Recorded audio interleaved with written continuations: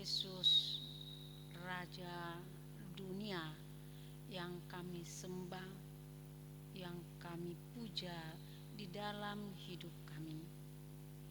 Lawatlah kami Tuhan dan berbicaralah di tengah-tengah kami. Memberikan nasihat kepada kami Tuhan, agar kami semakin mengerti apa yang Tuhan inginkan dari kami, sehingga kami Tuhan mampu melaksanakan yang sesuai dengan kehendak Tuhan. Kini kami Tuhan menyerahkan jiwa raga kami kepadamu. Terimalah kami Tuhan. Amin. Firman Tuhan khotbah kita pada hari ini tertulis di dalam 1 Timotius pasal 1 ayat 12 hingga ayat 17. Mari kita membacanya secara responsoria. Demikian firman Tuhan. Ucapan syukur atas kasih karunia Allah.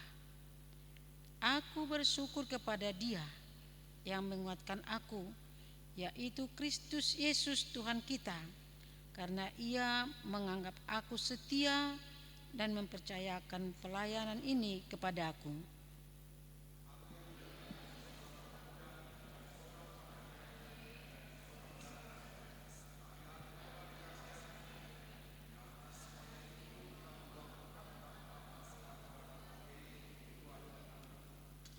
Malah kasih karunia Tuhan kita itu telah dikaruniakan dengan limpahnya kepadaku dengan iman dan kasih dalam Kristus Yesus.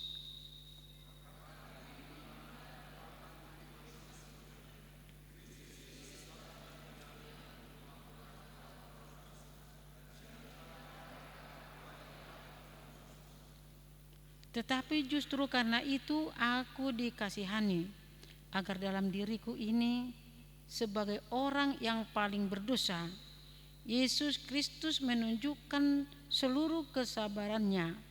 Dengan demikian aku menjadi contoh bagi mereka yang kemudian percaya kepadanya dan mendapat hidup yang kekal.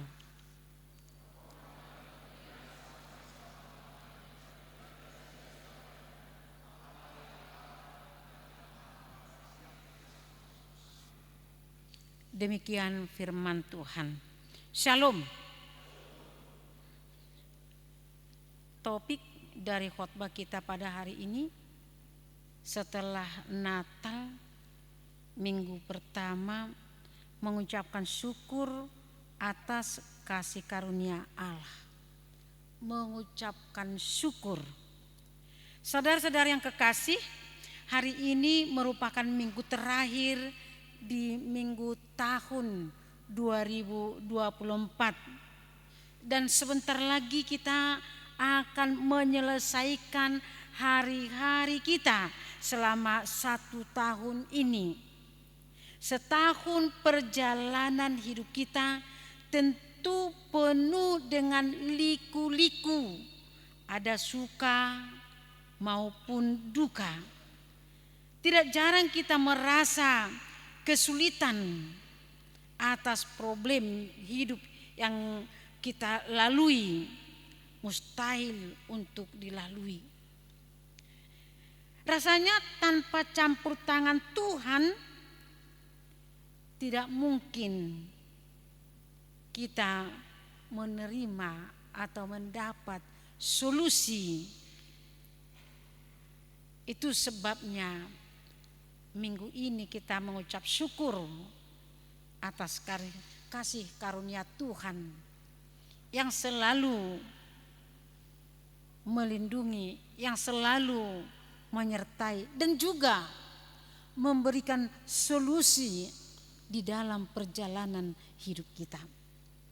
Namun hari ini telah menyatakan kasih penyertaan Yesus Kristus.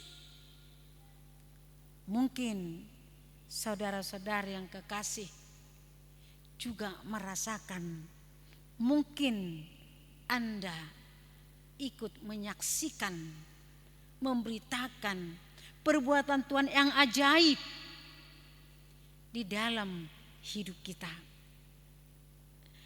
Dan juga ada kalanya perjalanan kita menyerupai gambaran hidup Paulus sebelum berjumpa dengan Kristus. Kita tidak sadar melalui tindakan kita, lewat tutur kata kita, lewat bahasa tubuh kita yang ditayangkan dalam keseharian lebih tajam daripada pisau bermata dua yang mampu melukai hati orang-orang sekitar kita. Tanpa sengaja kita menampilkan kebaikan hati, namun sesungguhnya beraroma kesombongan. Saudara-saudara yang kekasih, padahal hakikatnya kita terpanggil untuk mengasihi. Kita terpanggil untuk mencintai, bukan melukai. Kita terpanggil untuk mengumpulkan, bukan untuk mencerai-beraikan. Itulah tugas sebagai orang yang beriman. Tadi saya mengikuti khotbah di YouTube sebentar. Demikian katanya. Kita sebenarnya bukan tidak mengenal Kristus. Kita bukan tidak menerima Kristus juru selamat, tetapi Kristus juru selamat yang kita yakini itu berbeda dengan apa yang kita lakukan. Kristus yang telah kita kenal, yang rela memberikan dirinya, hidupnya untuk menyelamatkan kita. Katanya bukan kita tidak menerima, bukan kita tidak percaya, tetapi berbeda dari apa yang diminta dari orang yang mempercayainya itu. Beda hidupnya. Itulah yang kita katakan tadi.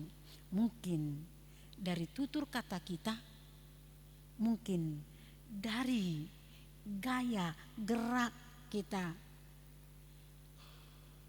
kita bisa menolong saudara kita, tetapi itu adalah menjadi kesombongan kita.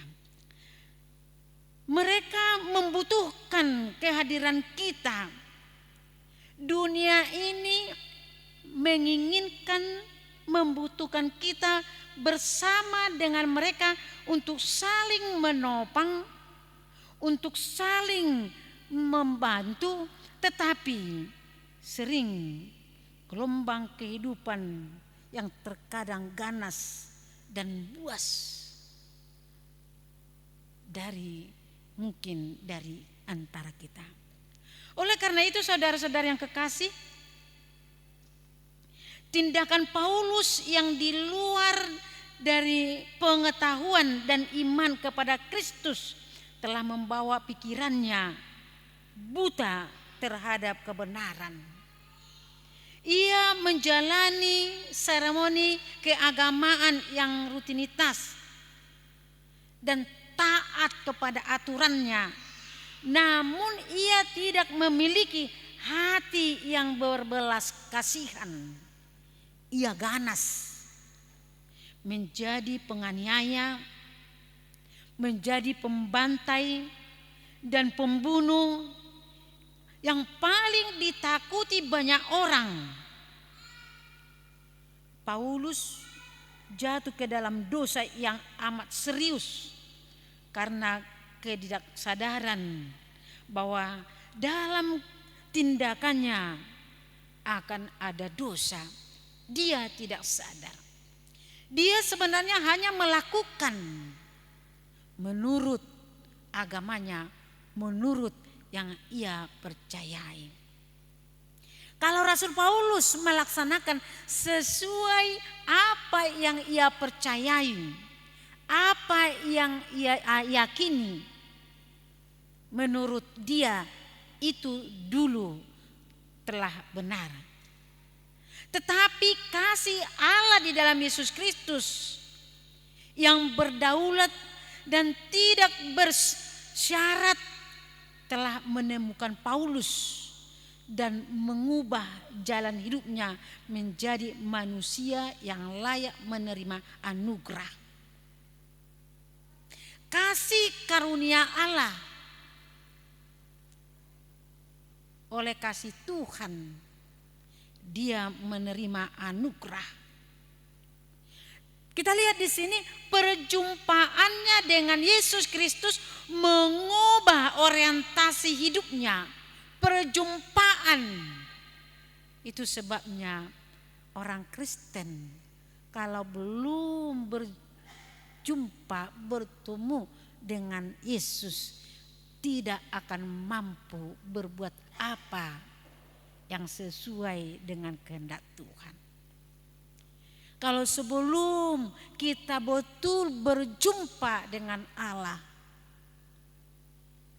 kita tidak bisa melakukan hal-hal yang baik.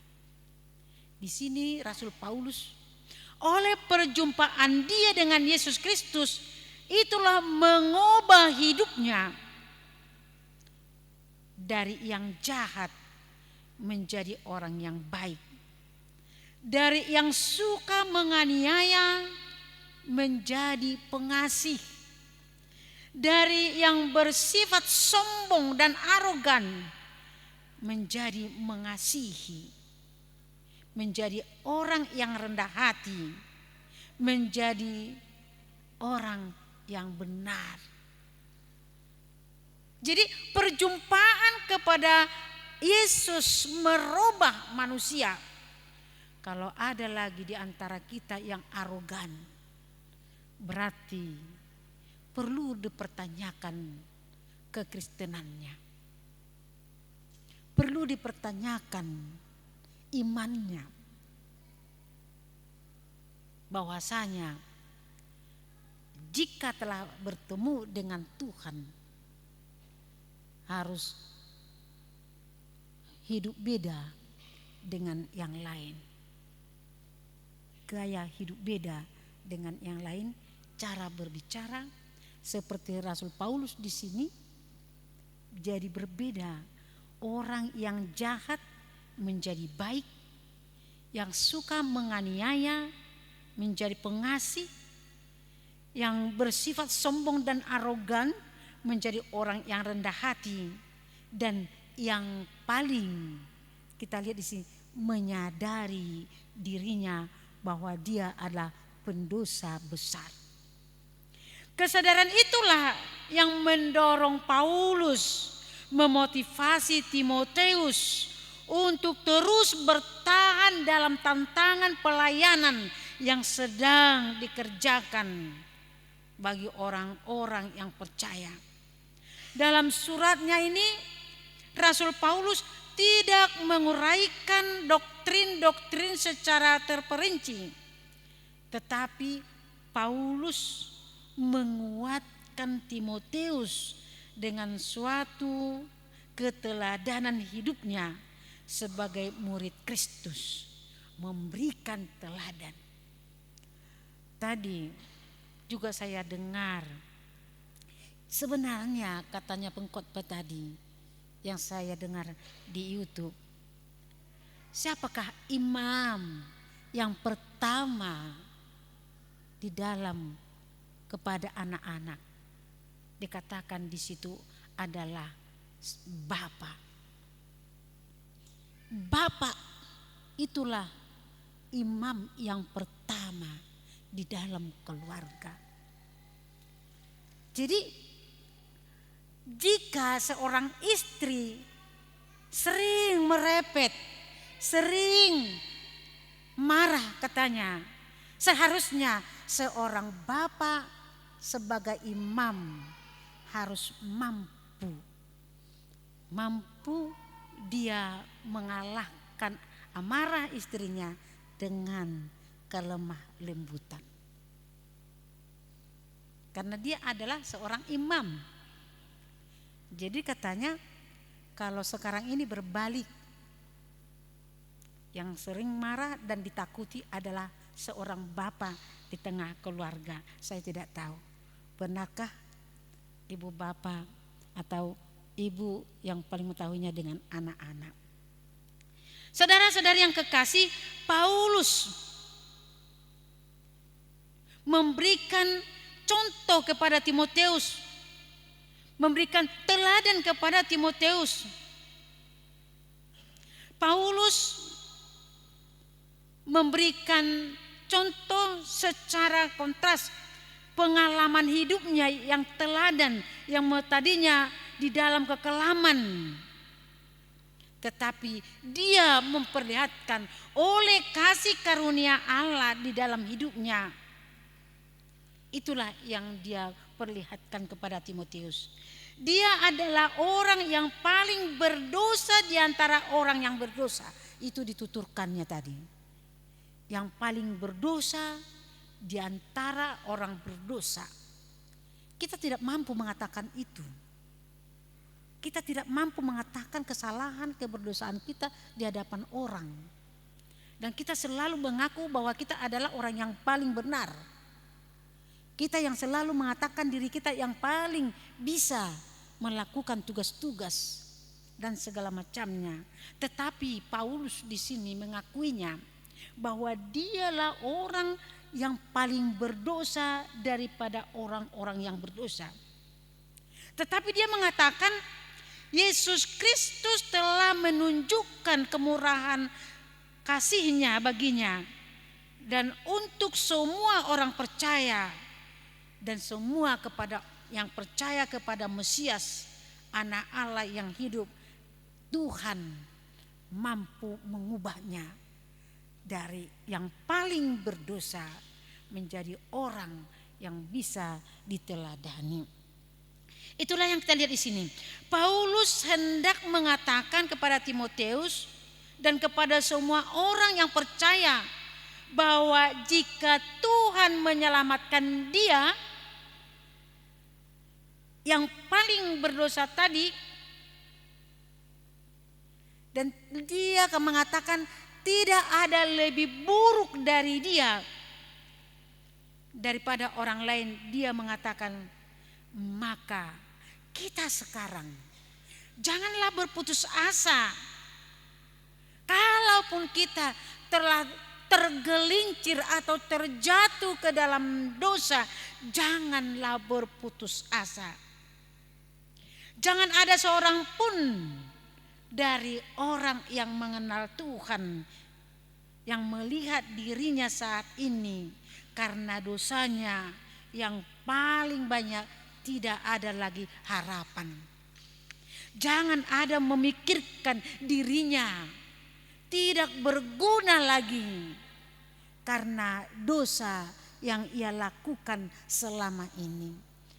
Allah, Tuhan mampu, Tuhan mau mengubahnya, Tuhan mau mengampuninya.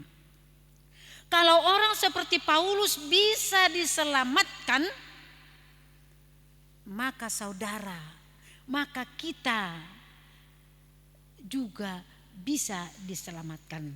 Asal kita mau bersedia ditemukan oleh Allah. Asal maulu kita dijumpai do debata. Songan hatanya beta aka biru-biru nalilui dilului do. Sampai hari ini Tuhan mencari, Tuhan memanggil. Jika kita mau dipanggil, jika kita mau ditemuin, kita akan bisa diselamatkan. Kita akan mendapat kasih karunia dari Allah. Paulus sungguh bersyukur di sini. Paulus sungguh bersyukur, rasa syukur yang keluar dari hati yang mendalam, yang dapat menguatkan kita juga hari ini untuk menjalani kehidupan kita dengan tegar. Oleh karena itu, rasa syukur yang demikian bisa kita rasakan, bisa kita lantungkan, keluarkan lewat pujian dan lewat apapun yang bisa kita lakukan karena kasih karunia Allah, kedatangan Allah untuk melayani kita juga hari ini. Jangan lewatkan saudara-saudari, jangan dilewatkan. Semua orang bisa menjalani hidup dengan rasa syukur karena merasakan kekuatan Tuhan yang terjadi di dalam hidupnya. Kalau kita melihat ke belakang, kalau dikatakan bahasa Bataknya meruji-ruji, kembali melihat ke belakang di dalam perjalanan kita, kita bisa merasakan bagaimana kasih Tuhan melindungi kita setiap langkah kita. Bagaimana kasih Tuhan menuntun kita di setiap langkah kita. Itu sebabnya dan itulah dasarnya kita bersyukur. Bersyukur dari hati yang benar-benar mengalami lawatan kasih karunia dan juga kekuatan dari Tuhan yang tidak ditemukan dimanapun selain dari Tuhan kita Yesus Kristus. Sudah sering kita mengucapkan itu dari mulut kita masing-masing. Kita tidak bisa mampu hidup sampai hari ini kalau tidak Tuhan, kasih karunia Tuhan menyampaikan kita saat ini. Paulus bersyukur karena di dalam kelemahan dan di dalam keterbatasan dirinya, ia tetap dianggap setia dan masih dipercayakan melakukan pelayanan oleh Tuhan. Itulah ucapan syukurnya. Karena dia dianggap setia dan masih dipercayakan. Kalau kita dipercayakan untuk melakukan pelayanan di dalam gereja Tuhan, di jemaat Tuhan, syukurilah itu. Jangan disombongkan. Karena tidak semua yang terpanggil untuk melayani. Tetapi jika kita merasa kita terpanggil, dipanggil oleh Tuhan melayani, dan kalau kita merasa bahwa Tuhan mempercayakan pelayanan itu bagi kita, itu adalah anugerah yang paling besar. Anugerah yang paling besar. Jangan ada di antara kita mengatakan mate-mate na berjudo nama ngulaon. Itu sering ya. Mate-mate itu na berjudo. Siapa yang mau bekerja itulah. Dan itu juga dipanggil. Itu lagi dan itu lagi. Tetapi saudara-saudara yang kekasih, lewat dan dari firman khotbah hari ini, panggilan syukuran daripada Paulus di sini, jika kita menganggap pelayanan itu adalah panggilan Tuhan kepada kita, syukurilah itu, bahwa itu adalah berkat, bahwa itu adalah karunia bagi kita. Kalau kita melihat dirinya di masa lalu, diri Paulus di sini, Paulus merasa tidak pantas sebenarnya dan tidak layak sebenarnya menjadi pelayan Tuhan. Tidak pantas sebenarnya. Karena apa? Karena dahulu ia penghujat. Karena dahulu dia penganiaya yang ganas. Paulus menangkap dan membunuh para pengikut Yesus dulunya. Dengan mengatasnamakan agama Paulus menjadi pembela Allah untuk menegakkan hukum seperti yang ia ketahui dulunya. Itu yang dia katakan, sebenarnya dia tidak pantas dengan kelakuannya yang dulu. Tetapi karena anugerah Tuhan Yesus malah memilih dia sebagai rasul dan memilih dia menjadi utusan Kristus kepada orang banyak dan juga yang rela berkorban. Betapa banyak pengalaman Rasul Paulus di dalam pelayanannya. Dia bukan hanya dihina, bukan hanya difitnah, tetapi dia dianiaya oleh karena Kristus. Dia yang dulu menganiaya, sekarang dia teraniaya oleh karena kebenaran Kristus. Dia tidak menyesali itu. Dan dia mensyukuri segalanya itu di hadapan Tuhan. Itu sebabnya Allah mempercayainya, memberikan tugas yang besar kepada Paulus. Jika direnungkan kembali, kehidupan Paulus sama seperti kehidupan kita. Siapakah kita di hadapan Tuhan? Apakah kita berani mengatakan bahwa kalau kita bisa melayani itu adalah kemampuan kita sendiri? Tidak. Kalau kita diperbolehkan melayani, apakah itu adalah kemampuan, kebaikan, kesetiaan kita kepada Tuhan? Tidak. Karena kita semua adalah orang berdosa yang harus seperti Paulus mengenal diri pendosa yang besar di hadapan Tuhan.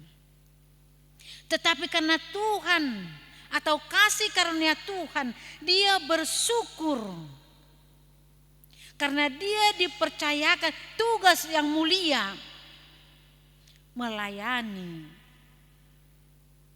kepada orang banyak. Semua itu bukan karena kemampuan atau kesalehan dia. Kalau kita pun diperbolehkan bukan karena kemampuan, bukan karena kesalehan kita, tetapi harus kita mengakui itu adalah karena kasih karunia Tuhan yang menjadikan kita orang yang paling berdosa menjadi alatnya memberitakan firman-Nya di tengah-tengah dunia ini. Sebagaimana Paulus, selayaknya kita pun bersyukur atas kasih karunia dari Tuhan Yesus. Karena itu mari jadikan diri kita teladan bagi orang lain. Jadikan dirimu menjadi teladan kepada orang lain. Sehingga orang lain yang bersama sepertimu, seperti kita, yaitu mereka yang berdosa, menjadi menerima anugerah Tuhan dalam hidup mereka. Jadi kalau kita mampu memberikan teladan kepada mereka sehingga mereka mengenal Tuhan, sehingga mereka hidup sesuai dengan kehendak Tuhan. Rasa syukur merupakan daya dorong untuk memanggil orang lain Rasa syukur merupakan daya dorong untuk tidak menyia-nyiakan karunia Allah di dalam hidup kita. Rasa syukur kita itu memotivasi kita selalu berbuat hal-hal yang baik kepada semua orang. Berilah yang terbaik bagi Tuhan melalui pelayanan dan pekerjaan kita.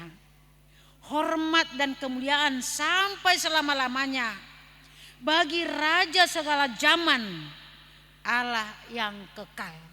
Terpujilah Dia, Raja damai. Oleh sebab itu, saudara-saudara kekasih, yang terakhir saya mengucapkan selamat Natal 25 Desember 2024. Selamat menyongsong tahun baru yang sebentar lagi kita akan bertemu 1 Januari 2025. Tuhan Yesus memberkati kita. Amin. Mari kita berdoa. Terima kasih Tuhan Yesus yang menyapa kami hari ini. Agar kami Tuhan mengenal betapa besar perbuatan-Mu kepada diri kami. Kami orang berdosa yang besar, yang sebenarnya tidak layak menjadi anak-Mu. Sebenarnya kami tidak layak menjadi mewarisi warisan dari Tuhan, yaitu kerajaan surga yang Tuhan telah sediakan bagi kami. Tetapi karena kasih karunia-Mu Tuhan, yang selalu mengikuti kami dan memanggil kami menjadi anak yang setia, yang turut menuruti firman-Mu. Jadikanlah kami Tuhan menjadi teladan bagi semua orang. Sebagai orang percaya menjadi teladan kepada orang lain. Agar mereka Tuhan mengenal Engkau dan mereka menemukan keselamatan dari Tuhan. Tuhan telah memanggil kami. Tuhan memperbolehkan kami berdiri di depan ini. Tuhan telah memanggil kami untuk berdiri di tengah-tengah jemaat dan juga masyarakat kami yang di sekeliling kami. Ajar kami Tuhan, agar kami seperti Paulus yang menyadari dosa-dosa. Agar kami seperti Paulus yang menerima anugerah dari Tuhan dan dapat membawa teman kami, menyadarkan saudara-saudara kami untuk mengenal Engkau.